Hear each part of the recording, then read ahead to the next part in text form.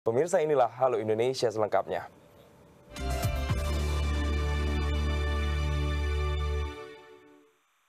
Ya pemirsa, akta kelahiran merupakan salah satu dokumen penting yang dibutuhkan oleh setiap warga negara untuk mengurus identitas diri lainnya seperti KTP dan juga paspor.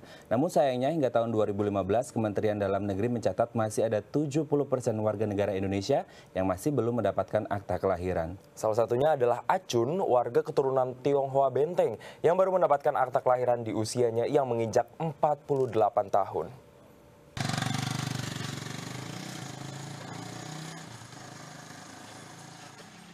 48 tahun lamanya, Acun, warga desa Kedaung Barat, Kecamatan Sepatan Timur, Kabupaten Tangerang, tak memiliki legalitas kewarganegaraan yang tertulis dalam selembar akta kelahiran.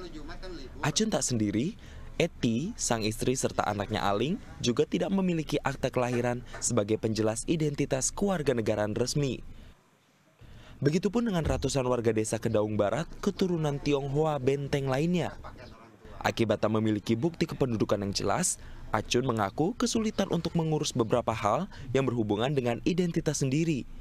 Acun kesulitan dalam mengurus administrasi sekolah anak, bahkan sulit untuk mendapatkan pelayanan kesehatan di rumah sakit. Beberapa yang kita butuhkan ya, karena kendala-kendala itu buat untuk anak sekolah, untuk yang lain-lainnya itu memang agak repot. Kita belum ada akte lahir itu.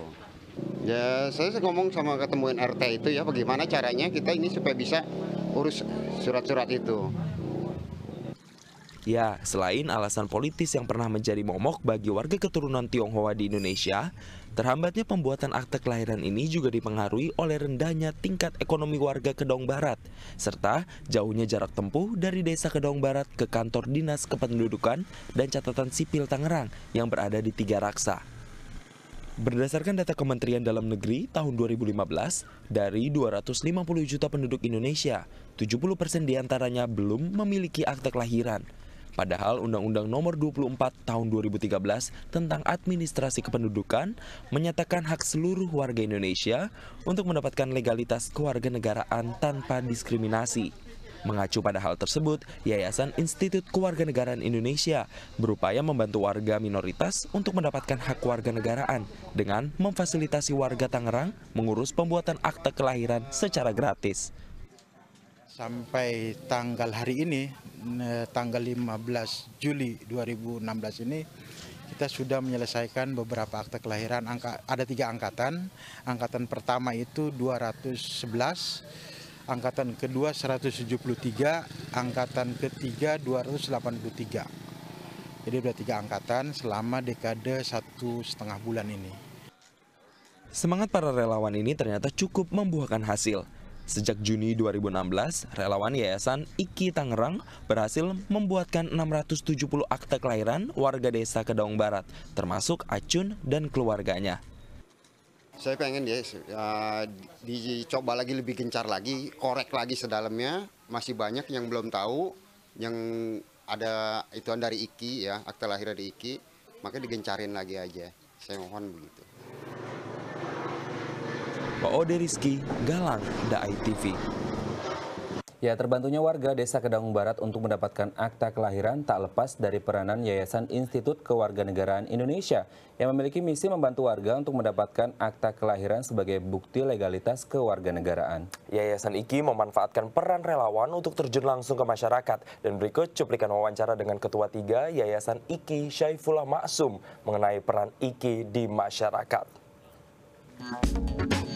Sejak Agustus 2006, Yayasan Institut Kewarganegaraan Indonesia fokus terhadap permasalahan kewarganegaraan di Indonesia. Salah satunya kepada warga minoritas yang belum mendapatkan akte kelahiran. Lalu bagaimana peran Yayasan IKI di masyarakat untuk memenuhi hak-hak kewarganegaraan?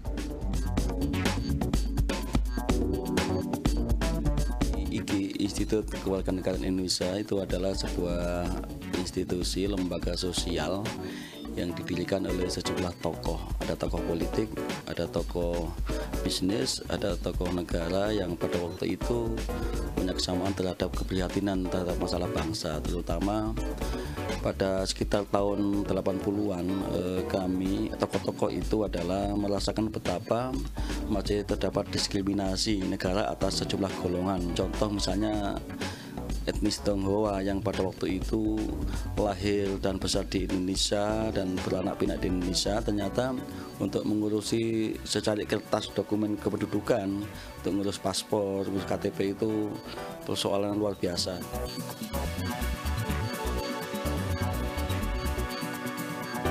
Kami melakukan pertama sosialisasi ya, memberikan penyadaran bahwa sekarang undang-undangnya berubah, paradigmanya berubah, nggak ada lagi denda, nggak ada lagi biaya, dipermudah lah pokoknya, diatur main dipermudah. Yang kedua kita mengadvokasi, kita dampingi, kita sampai detail gitu apa kesulitannya, terus cara pengisian formulir. Kami punya relawan yang kita tugasi untuk mendampingi sampai itu. Dan yang ketiga kita melakukan intervensi kebijakan. Jadi kalau ada sejumlah kebijakan atau regulasi yang kita anggap masih belum pas ya, menjadi kendala terhadap pelaksanaan undang-undang itu, kita sampaikan ke Menteri Hukum dan HAM dan Menteri Dalam Negeri dengan sejumlah rumusan.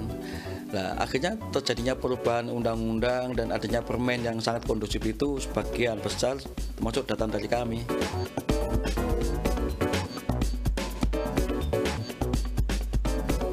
Betul-betul merasa benar main di jalur ini karena nyatanya negara masih punya problem terhadap masalah hak warga negara dan hak pendudukan. Masih banyak warga negara yang belum punya itu, kan itu kami tetap konsisten memainkan itu dan sekaligus meminta kepada seluruh stakeholder, apakah itu negara, masyarakat, perguruan tinggi, untuk ayo sama-sama menggarap ini.